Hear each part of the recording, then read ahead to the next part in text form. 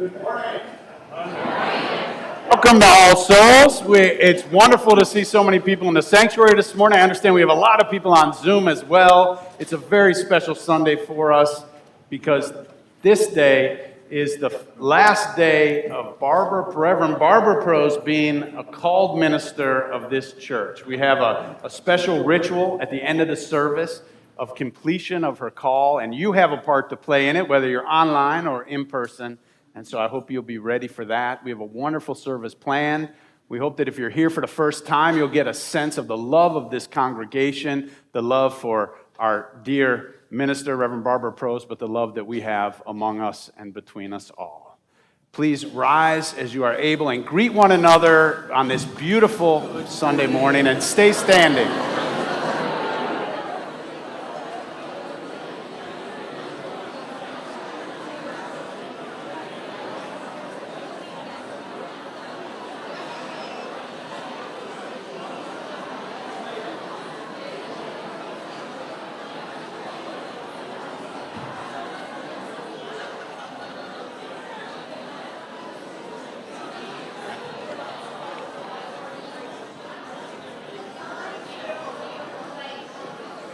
Stay standing.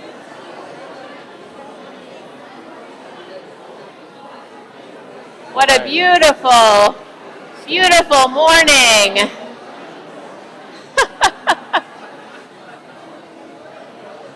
There's so much. Please remain standing.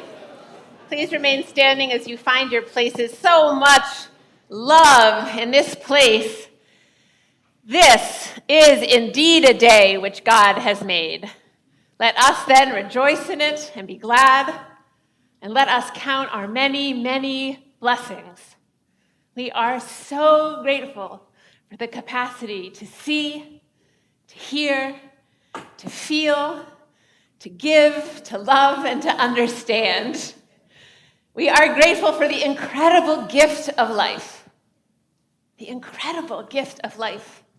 And we are especially grateful for the ties of love which bind us together, giving dignity, meaning, worth, and joy to all our lives. Please join with me now in saying the words of our covenant. They're printed in your orders of service. They start with that magic word, love.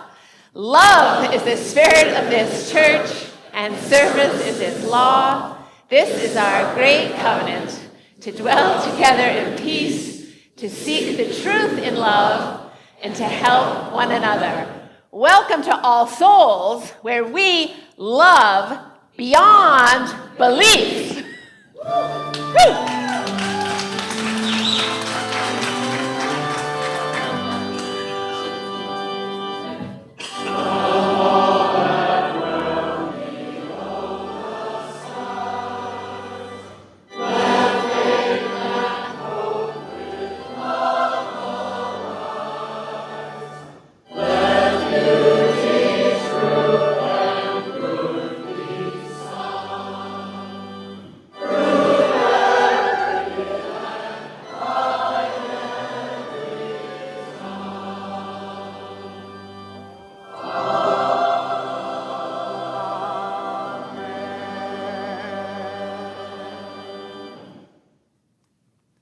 Seated. At this time, I'd like to invite Barbara's Committee on Ministry to come forward to light our chalice. We have Winston Lewis and Robin Ballinger and Allie Cothran and Jean Ann Fosser. Also, this group has worked very diligently to offer support for Barbara in her years here, 13 years with this congregation. Also, I want to mention the other members of the committee over the years. We had Dr. Darrell Thompson was a part of that. He's since moved to Kansas, and also Barry Wilder, who died about a year ago. But every one of these people have offered care and love and support for Barbara so that her ministry has been as successful as it has here among us. So with that, they will light our chalice.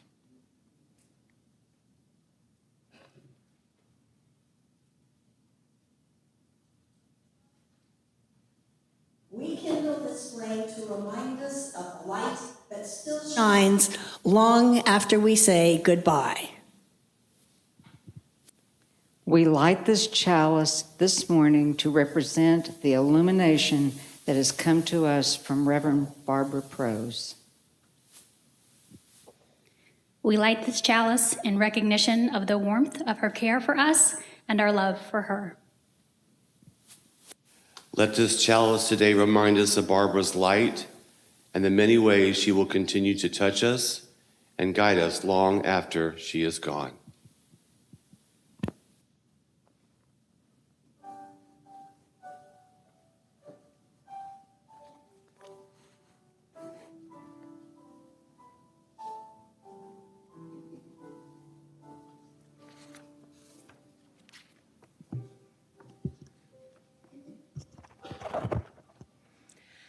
Good morning. My name's Shannon Boston. I'm the religious educator here at All Souls, and I have a story for you today that Barbara Prose introduced me to about 13 years ago. It will always remain in my heart as a memory of her. It is called Miss Rumphius, and the art and story are by Barbara Cooney. The Lupine lady lived in a small house overlooking the sea. In between the rocks around her house grow blue and purple and rose-colored flowers. The Lupine lady is a little old lady, but she has not always been that way. She is my great aunt, and she told me so. Once upon a time, she was a little girl named Alice who lived in a city by the sea, and from the front stoop she could see wharves and the bristling masts of tall ships. And many years ago, her grandfather had come to America on a large sailing ship. And now he worked in a shop in the bottom of the house, making figureheads for the prows of the ships. For Alice's grandfather was an artist. He painted pictures, too, of sailing ships and places across the sea. When he was very busy, Alice helped him put in the skies. In the evening, Alice sat on her grandfather's knee and listened to stories of faraway places. And when he finished, Alice would say, "When I grow up, I, too, will go to faraway places. And when I grow old, I, too, will live by the sea." "That is all very well, little Alice," said her grandfather, "but there is a third thing you must do." "What is that?" asked Alice. "You must do something to make the world more beautiful," said her grandfather. "All right," said Alice, but she didn't know what that could be. In the meantime, Alice got up, washed her face, and ate porridge for breakfast. She went to school and came home and did her homework, and pretty soon she was grown up. Then my great Aunt Alice set out to do the three things she had told her grandfather she was going to do. She left home and she went to live in a city far from the sea and the salt air. And there she worked in a library, dusting books and keeping them from getting mixed up and helping people find the ones they wanted. And some of the books told of far away places. People called her Miss Rumphius now. Sometimes she went to the conservatory in the middle of the park, and when she stepped inside on a wintry day, the warm, moist air wrapped itself around her, and the sweet smell of jasmine filled her nose. "This is almost like a tropical island," said Miss Rumphius, "but not quite." So Miss Rumphius went to a tropical island where people kept cockatoos and monkeys as pets. She walked on long beaches, picking up beautiful shells. My great aunt, Miss Alice Rumphius, climbed tall mountains where the snow never melted. She went through jungles and across deserts. She saw lions playing and kangaroos jumping. And everywhere she made friends she would never forget. And finally, she came back to the land of lotus eaters, and there, getting off a camel, she hurt her back. What a foolish thing to do, said Rumphius. Well, I've certainly seen faraway places. Maybe it is time for me to find my place by the sea. And from the porch of her new house, Miss Rumphius watched the sun come up, and she watched it cross the heavens and sparkle on the water, and she saw it set in glory in the evening. And she started a little garden among the rocks that surrounded her house, and she planted a few flower seeds in the stony ground. Miss Rumphius was almost perfectly happy. But there's still one more thing I have to do, she said. What is it? She has to make the world a little more beautiful. The world's already pretty nice for me, she thought, looking out over the ocean. The next spring, Miss Rumphius was not well. Her back was bothering her again, and she had to stay in bed most of the time. The flowers she had planted the summer before had come up and bloomed in spite of the stony ground, and she could see them from her bedroom, blue, purple, and rose-colored. Lupines, said Miss Rumphius with satisfaction. I have always loved lupines the best. I wish I could plant more seeds this summer, so I'd still have more flowers next year. But she was not able to. And after a hard winter, spring came, and Miss Rumphius was feeling better. Now she could take walks again. And one afternoon, she started up and over a hill where she had not been in a long time. I don't believe my eyes, she cried when she got to the top, for there on the other side of a hill was a huge patch of blue and rose and purple-colored lupines. It was the wind that brought the seeds from my garden here, and the birds must have helped. Then Miss Rumphius had a wonderful idea. She hurried home and got out her seed catalogs.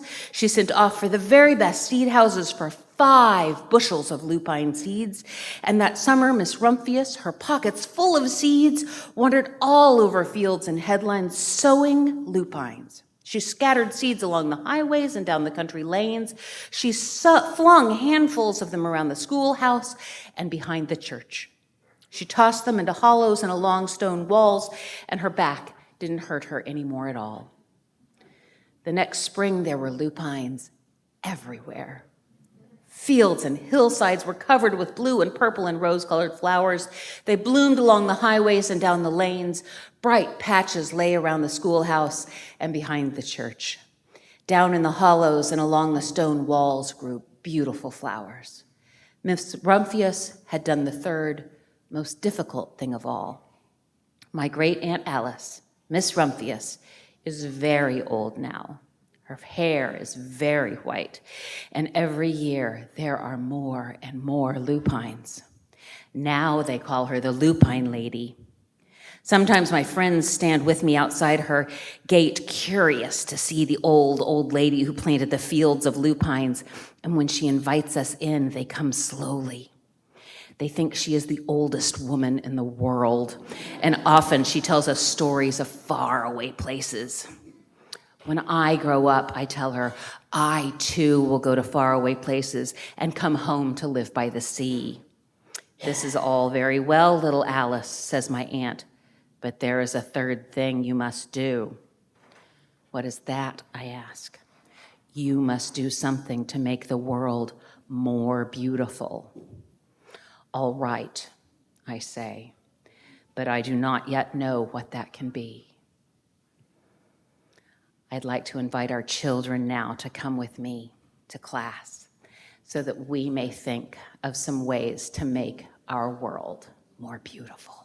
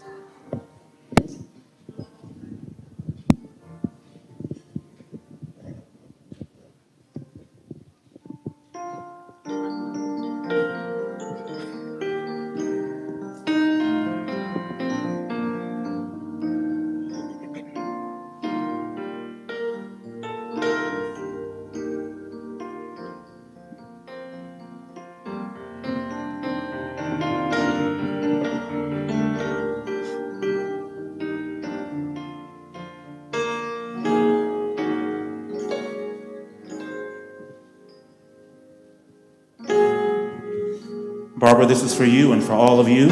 I need you. You need me. We're all a part of God's body. Stand with me. Agree with me. We're all a part of God's body. It is His will that every need. You are important to me.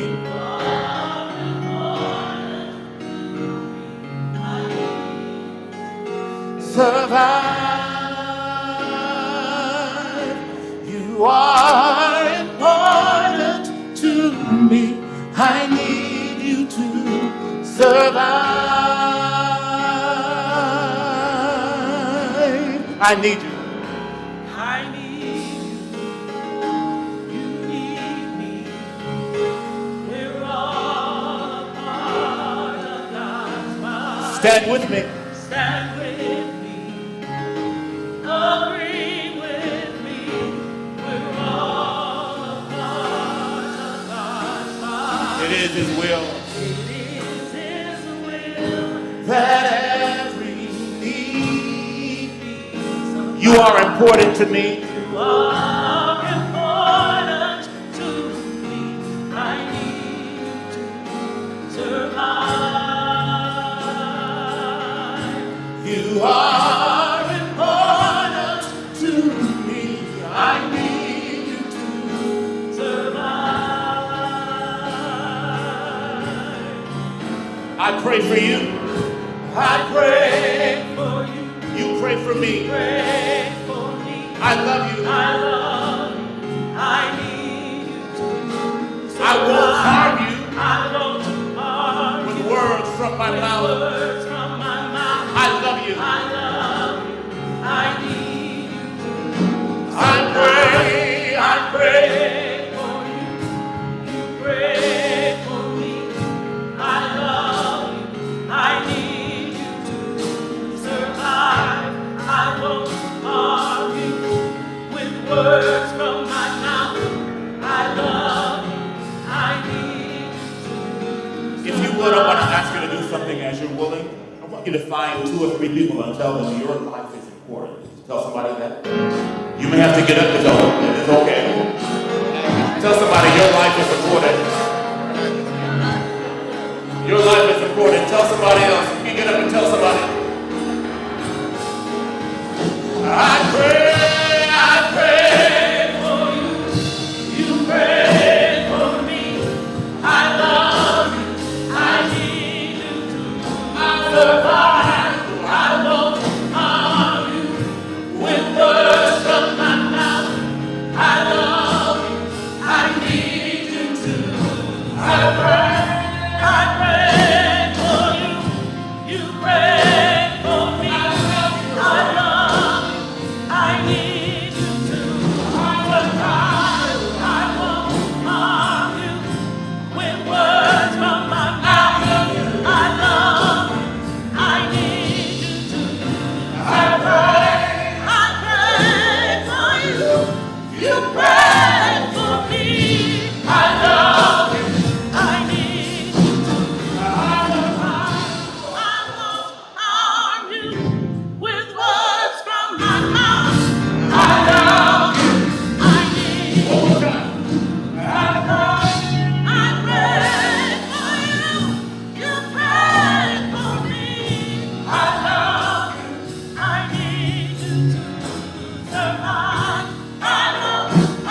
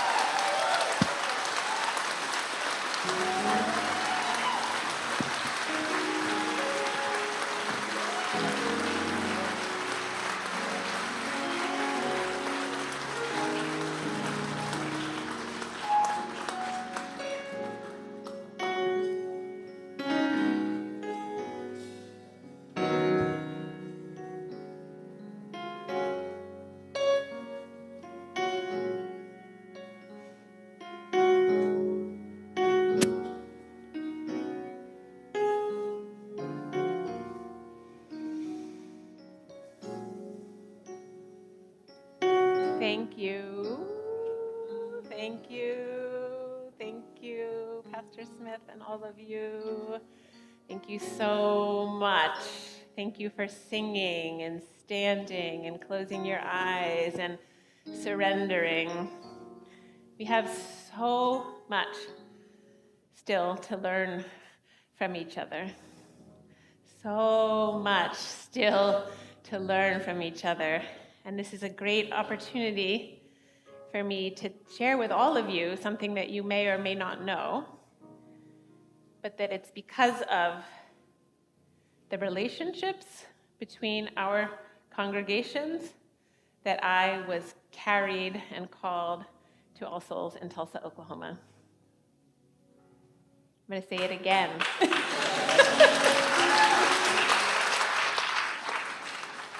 It's because of the relationships between our pastors and our people and our singers and our traditions and the things we share in common, this belief in God's unconditional love for all people that really brought us together and that carried me here.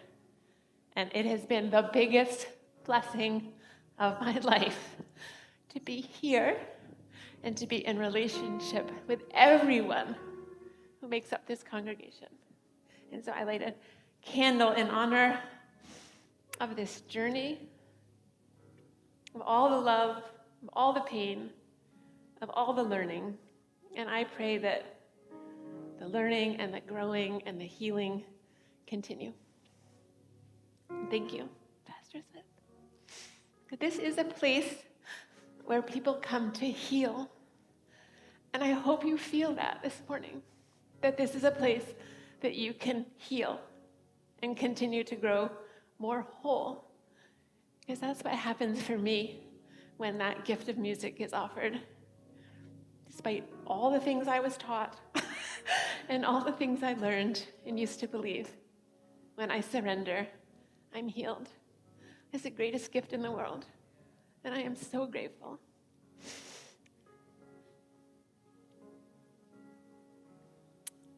I have some more candles to light. This is a time we honor and celebrate all the transitions in our lives. So I want to light a candle for Mary Jane Lindemann and their family on the loss of Gary Lindemann, who died on Wednesday, June 14th, at the age of 75. A celebration of life will take place at All Souls on June 30th at 11 a.m. I don't know if the amazing Greg can turn off my microphone for a minute so I can blow my nose.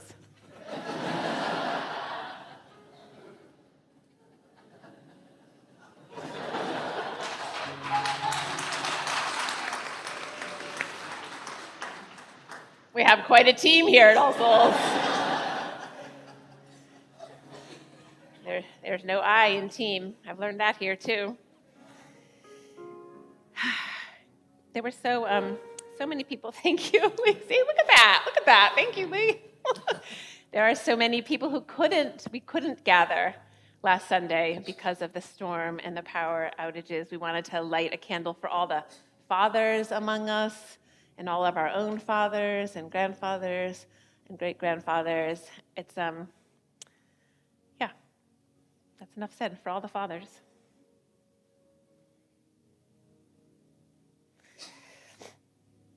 And also a candle for everyone who organized and worked to celebrate Pride in our city all month long.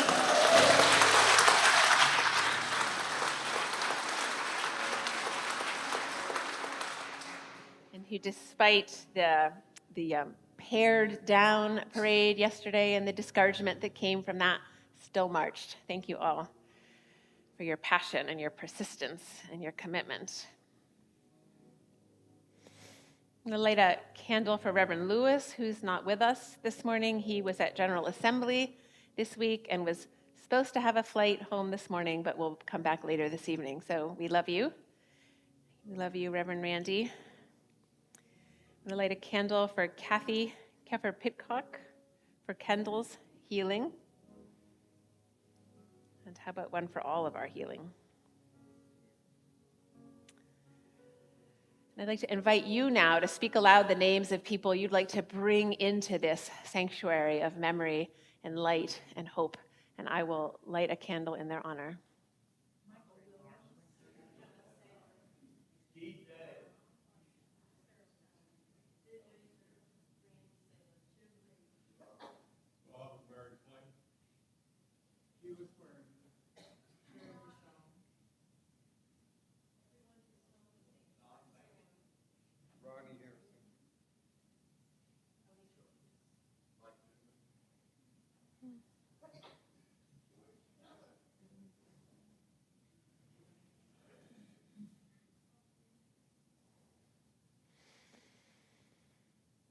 And the last candle for all those names not spoken aloud, but carried within our hearts and minds, memories, and souls.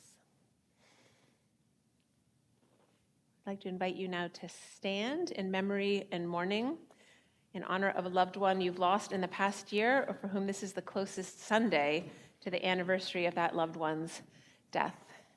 We'll stand in silence until the spoken prayer begins.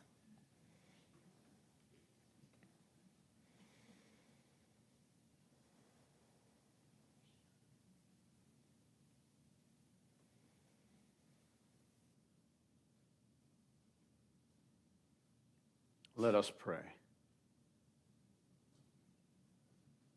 Beloved, we are one. Here together, we are one. Together, we pledge our hearts anew to what we know is true.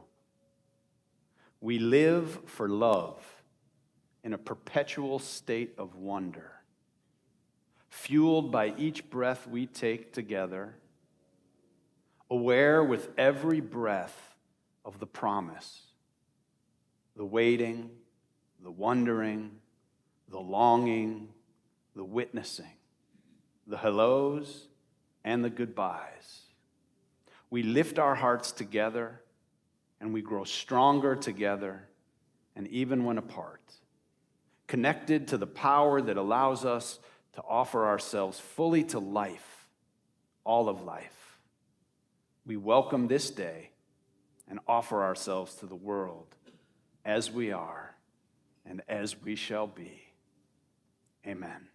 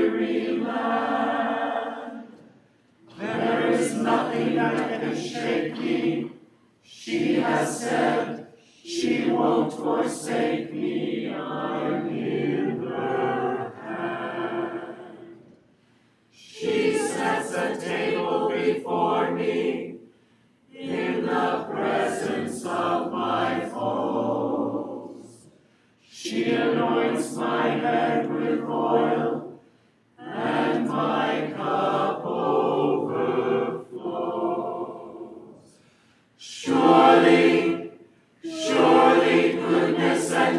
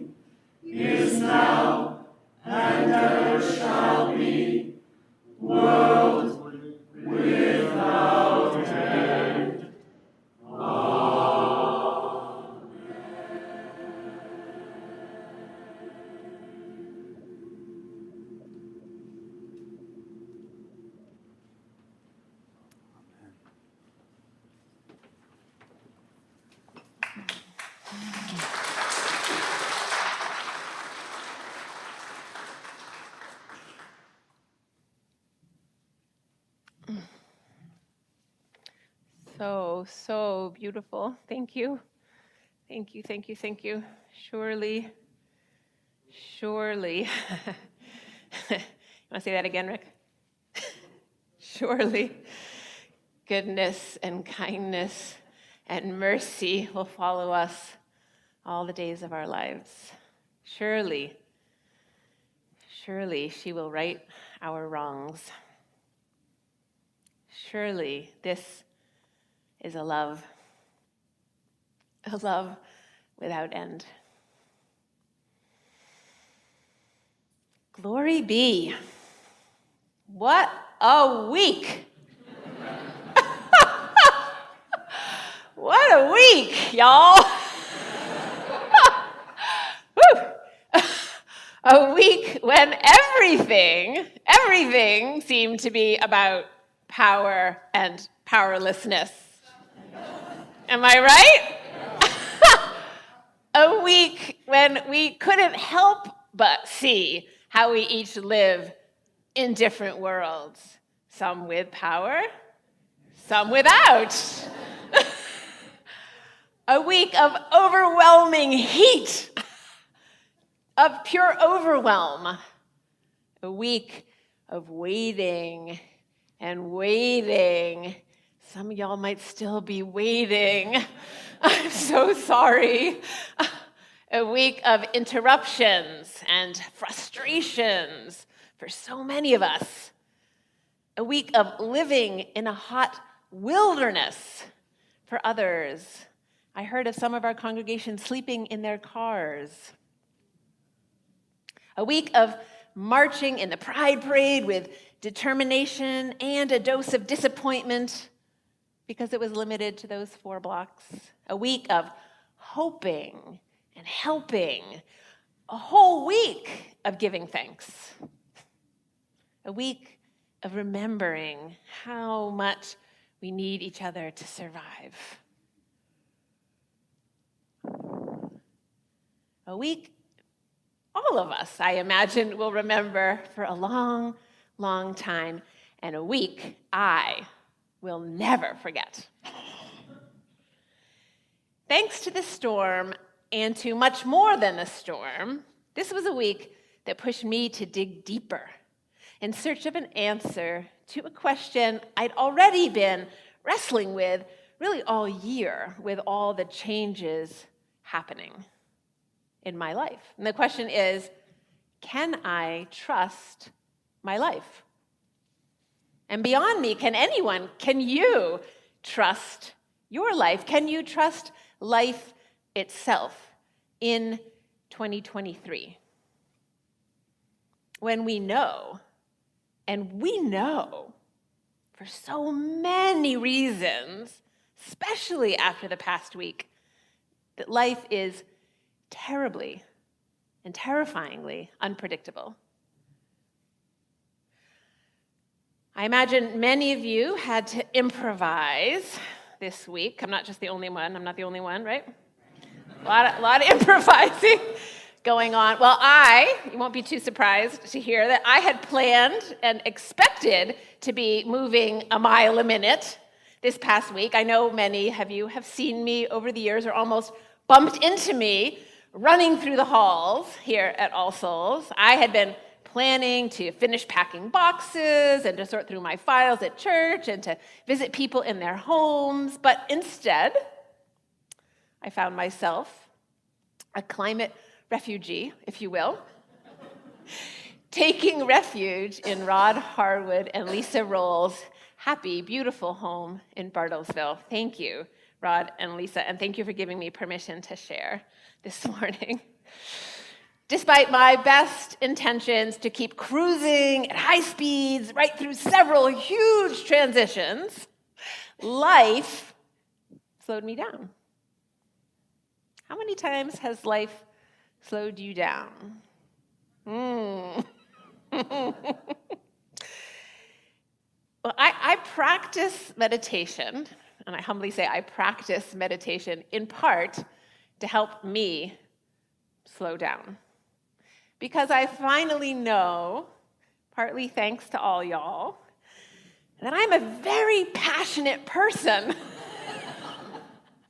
who runs fast and who can react very quickly with very strong opinions. And I'm not really a very good meditator either, so I just keep practicing.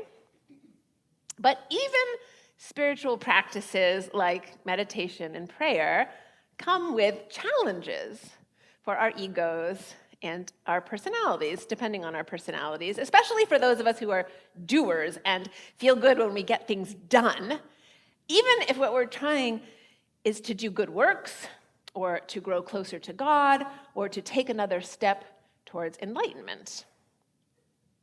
There's a story I want to share with you this morning about a very passionate practitioner who was talking to their Zen master before entering a long, silent retreat. The practitioner asks, "I'm here, and I'm going to do it. How long will it take?" To which the master replied, 10 years. 10 years? The student said, 10 years? What if I practice really hard? Okay, master said, then 20. 20 years? No way. Isn't there any way I can do this faster? Okay, for you, 30 years. I can tell. Even in our spiritual lives, many of us are conditioned to think we can get holy or more whole if we just try hard enough. I sometimes hope if I sit still long enough that I'll never feel anxious or angry or judgmental or jealous ever again. You're right to laugh. Some of us were taught that if we pray every day, God will love us more or better than those other people who don't bother to pray. But after this last week, and after my last 13 years at All Souls, I'm actually completely confident that coming closer to God or to goodness, to our own true natures, or to love beyond belief doesn't actually happen because we want it or because we will it. I haven't witnessed you or me coming to know big love through our own effort or through our own gain. It's more like we experience big love and learn to trust life despite our best efforts. Despite all those efforts. I recently heard Dharma teacher Jack Kornfield share the story I just shared, and I want and need to acknowledge him for inspiring my words this morning on being patient with ourselves and each other in our pursuit of building the kingdom of heaven within and here on earth. I've wanted to preach on patience, Reverend Pastor Smith knows this, for a long time, but I wasn't really ready. And I'll tell you why I wanted to preach on patience for a long time soon. First, do you remember the old Frog and Toad books, any of you? Yeah, some nods, some murmurs. Here's a story from Frog and Toad. One Sunday in late June, Frog was working in his garden when Toad came walking by and said, "What a fine garden you have, Frog." "Yes, it is," Frog answered, "but it was hard work." "I wish I had a garden," Toad said. "Well, here are some extra flower seeds. Plant them, and soon you will have." "How soon will I have a garden?" Toad asked. "Quite soon," answered Frog. So Toad sowed the seeds and spoke to the earth. "Start growing," he said. Nothing happened. So Toad repeated himself. "Start growing." Nothing happened. So Toad shouted this time, "Hey, listen to me. Start growing now." Just then, Frog walked by again and asked about all the noise. Toad explained that his seeds wouldn't grow. So Frog explained, "You're shouting too much. They're afraid to grow. Leave them alone for a few days. Let the sun shine on them. Let the rain fall on them. Toad listened and agreed to stop shouting. But when it got dark, he figured the seeds might be afraid of the dark too. So he went outside and he read them some stories. The day after that, he sang the seeds some songs. The day after that, they still weren't growing. He played them some music. Still, the seeds weren't growing, and Toad thought they must be the most frightened seeds in the whole world. But he was so tired by then, he fell asleep. Suddenly, he heard and felt Frog shaking him. Wake up, look at your garden, Toad, Frog shouted. There are green things sprouting everywhere. Your flowers are growing. You have a garden. Toad looked. It was so happy, and then he said, I do, it's so wonderful, but you were right. It was a lot of hard work.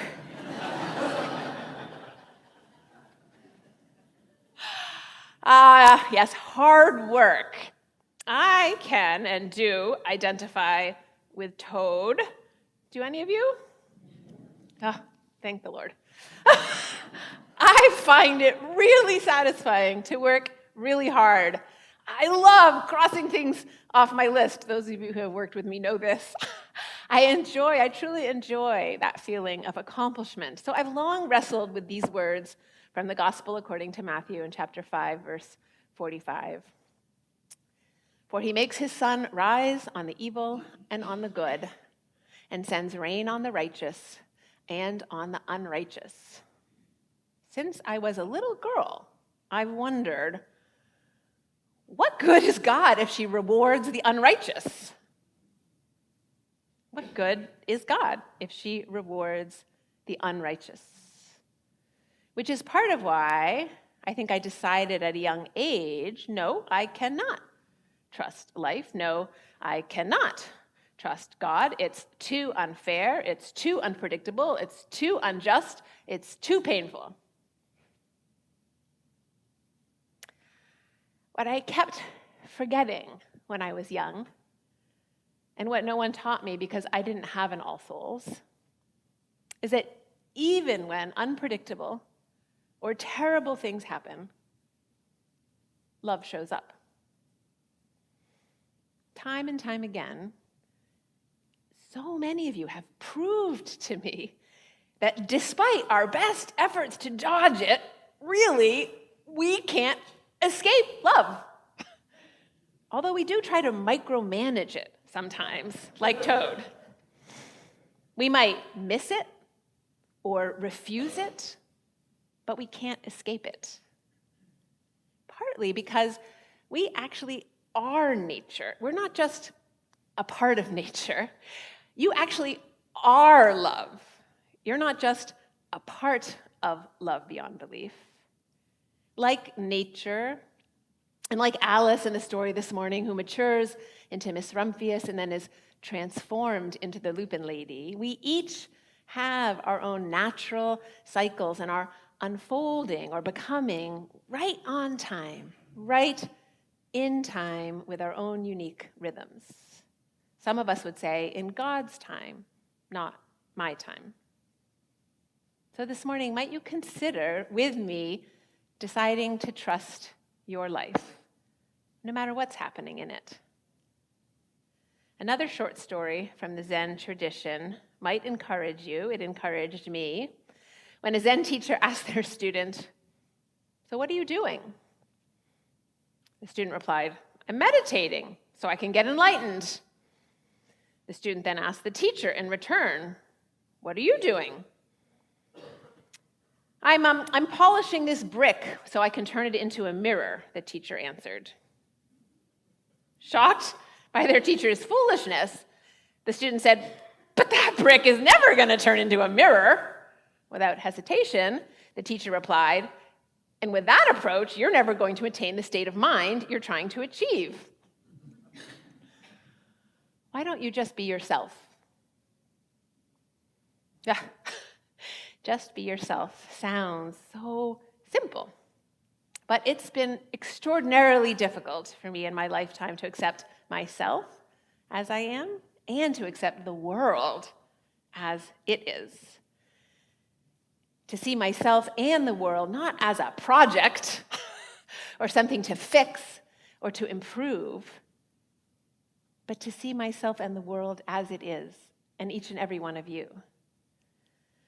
But I'm going to say to you this morning that all the impatience in the world doesn't change a thing.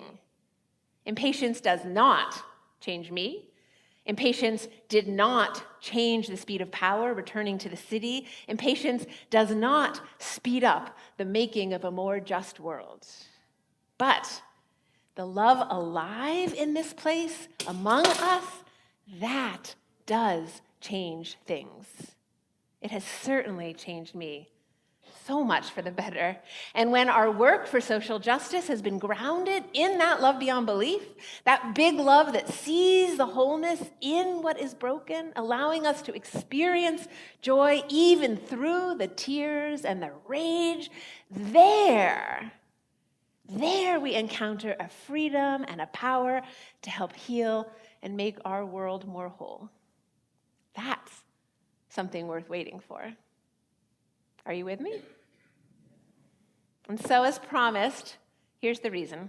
The reason I've wanted to preach on patience for such a long, long time is because a rabbi from Lithuania, his name was Rabbi Elias Pushkancer, he also happens to be my great-grandfather, he said this: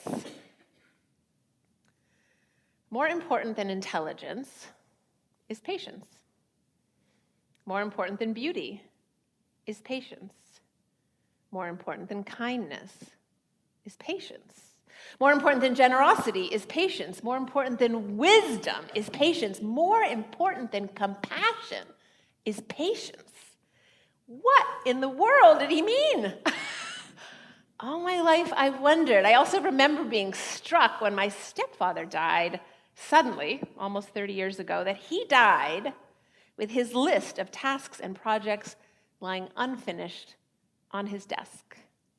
And I imagine I too will die with my list or lists unfinished on my desk.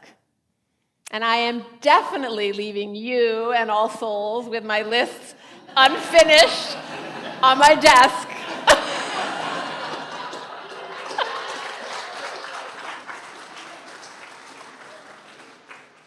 But choosing to trust life means that's okay. It means life isn't a project we finish or fix, and no part of life is something we check off a list. Life is a process we're a part of, a process worthy of our patience, our confidence, our constancy, and our faith. It's funny that my very first sermon delivered from this pulpit was entitled, Master of Fear, Student of Faith. I am still no master of faith, but I do live with less fear and less anxiety than I did 13 years ago. And practicing patience and slowing down are a core part of how I am learning to live and fortify my faith today. One of the great gifts of being in France recently was not only being with family, but enjoying the culture of conversation that exists there. Anyone can order a cup of coffee and sit all day at a table talking with a friend, and no one bothers you. No one asks if you want your bill, if you want another cup of coffee. They just ignore you. They're not being rude. Slowing down and sitting at a table in conversation is a high, very high cultural value. And it's one I hope to hold on to in the midst of this high-tech, high-speed, often highly frustrating pace, even for someone like me who runs fast and hot. So this week, as I pack up my papers, I will be practicing patience, despite all that I don't know about what's coming next. I'll be studying or observing my impatience, and I invite you to join me despite all that you don't know about what's coming next. I found these questions, just a couple questions, helpful. Hopefully they'll help you too. What's in the way of trusting the pace and rhythm of my life right now? What's in the way of trusting the pace and rhythm of my life right now? You might bring these to prayer or journaling or meditation. And what keeps me from being content with things just the way they are? What keeps me from being content with things just the way they are? I intend to notice my answers without judging as a way of being patient, even with my impatience for answers. As T.S. Eliot wrote, I said to my soul, be still and wait without hope. Without hope, for hope would be hope for the wrong thing. Wait without love, for love would be love of the wrong thing. There is yet faith, but the faith and the love are all in the waiting. No matter how often the tears well up, and I feel like I'm not ready, not yet, to leave All Souls, like the Lupin lady, I will be patient and trust my life as I listen for the new rhythms rising up from within, watching for new seeds to sprout and flowers to blossom. Poet Wendell Berry encourages us, and I hope this encourages you, to ask the questions that have no answers, to plant sequoias or lupin seeds or your favorite seeds, to put our faith in the 2 inches of humus that will build under the trees every 1,000 years, to expect the end of the world and laugh. Laughter is immeasurable. And to be joyful, even though you've considered all the facts. To be joyful, even though you've considered all the facts. I have considered all the facts. And I am confident that the love I've experienced here is timeless and will travel with me wherever I go. And I'll be watching and listening for the news from All Souls about the expansion of this building and the wonderful, wonderful, important, life-saving, world-changing works y'all will be accomplishing, because I trust you completely to carry on. I trust Marlon wholeheartedly with my whole life. And I trust Reverend Randy with all my lists and all my work. And I trust this church and its staff and you, its leaders and members. I trust you wholeheartedly. I trust life itself, and I am so curious to see where life will lead us. But I am not going to be in a hurry. I love you now and always. Amen. Thank you.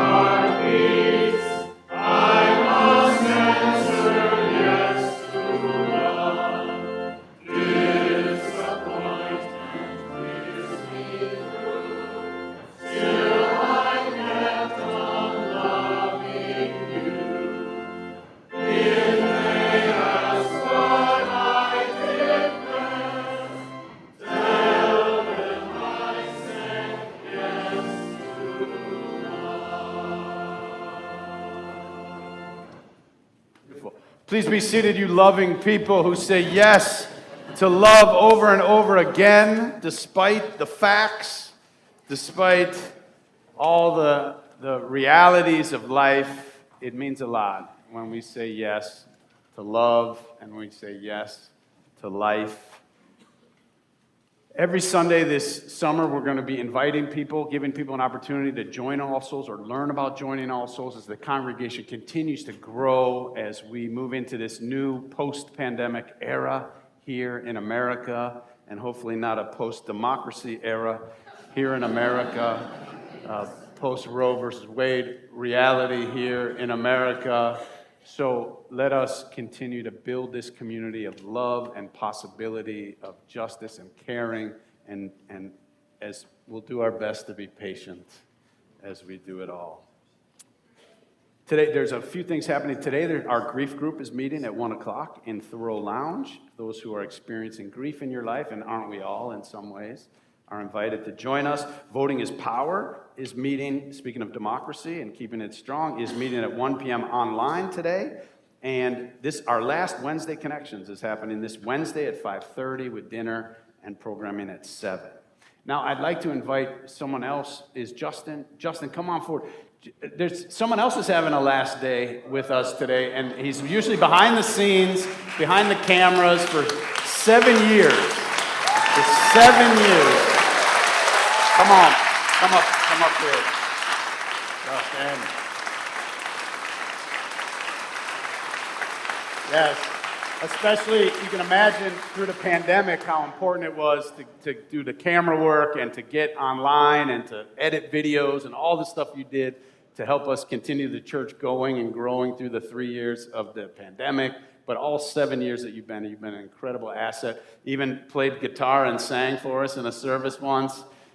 Justin is an incredibly talented musician and songwriter and producer of music. You can find him on Spotify and all the different musical, I suggest you look him up. Endless Forms is the name of his band. Justin just had a baby. He and his wife just had a baby. Yes. So we've got a little gift for you. A little gift. A few gifts for you. A little something, some things for the baby, some things for you and your family. We just thank you so much for everything you've done for us, and we didn't want your goodbye to be completely overshadowed by Reverend Barbara's goodbye. You've been here for more than half of the time that she's been here, and you mean a lot to us. Yes. Yes. His contributions to our creation of worship over the last 7 years had a lot more than just the camera work and the audio visual. He is got a brilliant mind, and he brought heart and soul to all of our conversations. So Justin, go well, take our blessing wherever you go. I know your career is moving on beyond us, and we always hoped that for you, and we're so glad that your family's growing, and we hope that we'll be a part of your life forever. Yeah. All right, let's give Justin a round of applause. Hey, brother. Hey, brother.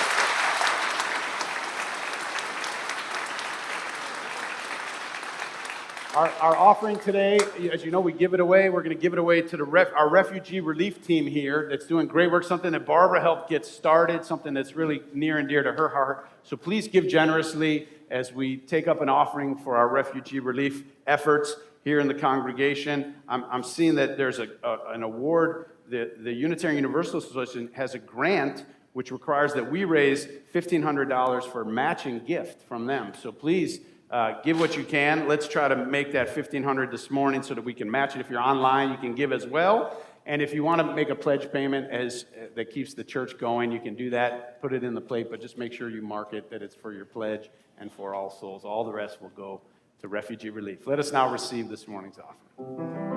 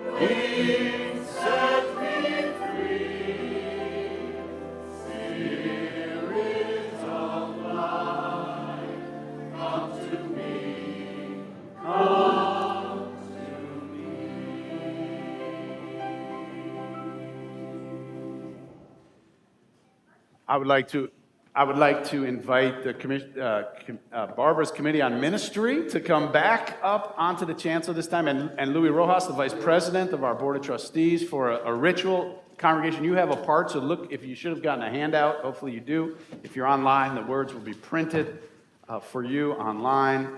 And we have some words of completion for Barbara's ministry. As everybody's coming forward, I want to let you know the joining class today is at 12:30 up in room 206, and we'll also be on Zoom. And following the service today, we have a wonderful reception in Emerson Hall. We're really thankful to Jeff Evans and our Day Alliance and Robin Ballinger for helping sponsor our wonderful receptions throughout this wonderful weekend that we've had together. It's made it very special. Barbara, I think you're supposed to be standing right here.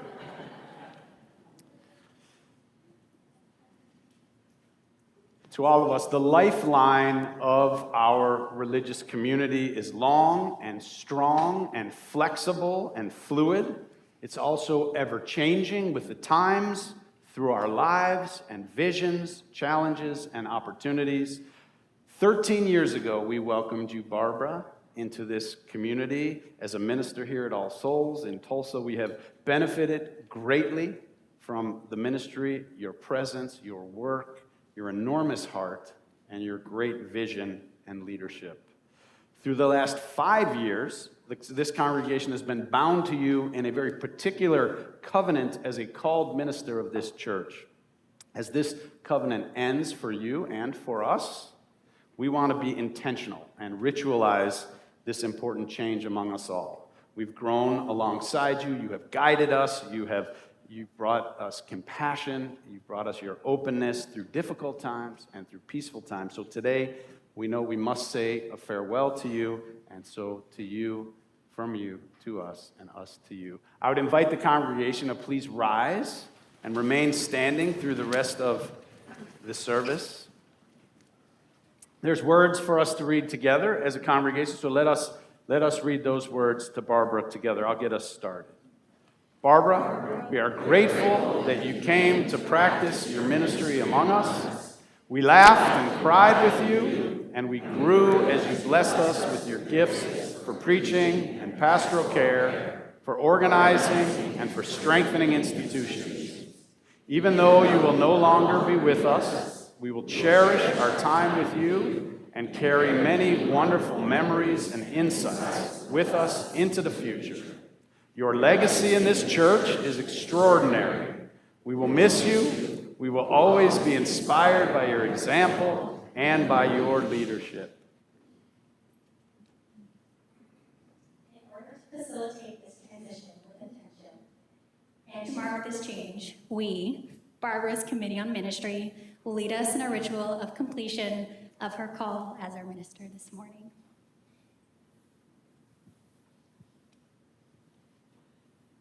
Do you, as members and friends of All Souls, now affirm that the Reverend Barbara Prose has successfully completed her ministry here among us at All Souls Unitarian Church? We do.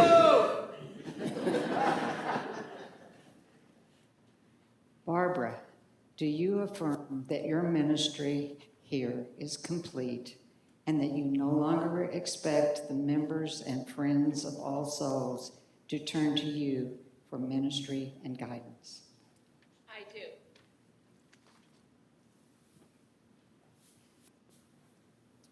Barbara, you have completed a powerful and beautiful ministry here at All Souls Church in Tulsa, and we celebrate you as you take these next steps in your life.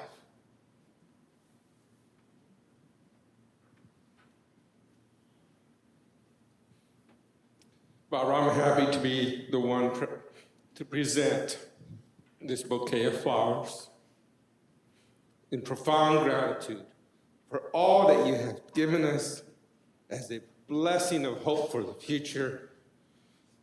May the circle of love beyond belief and the spirit of our community surround you and support you always from our hearts. And will everyone please join together in a unison prayer and blessing for Barbara? May you find joy and happiness and fulfillment in the years ahead. May you be nourished and sustained by the love and gratitude of all who have known you and will come to know you. May you find peace, compassion, creativity, and kindness in every day. Amen. We'll be with you always. May you dare to dream dreams. May you dare to speak the truth. May you know your power to act. May love be your guide. May you walk with head held high. May your heart praise earth and sky. May you see life's gift to you. May love be your guide, your guide.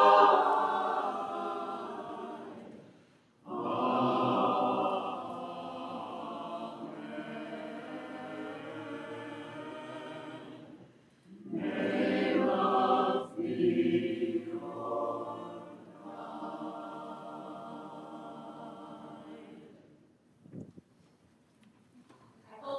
Those of you who are with us for the first time feel the power of healing and the power of love in this place.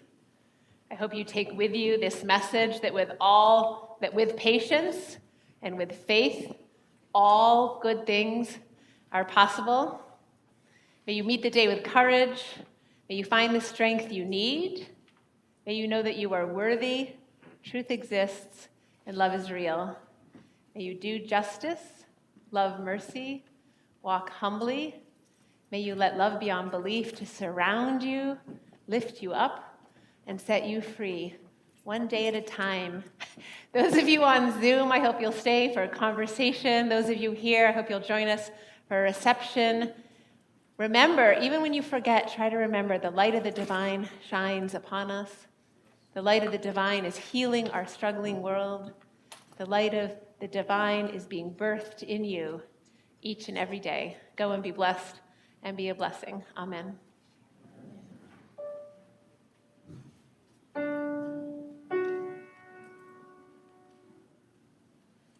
May the road rise to meet you. May the wind be always at your back.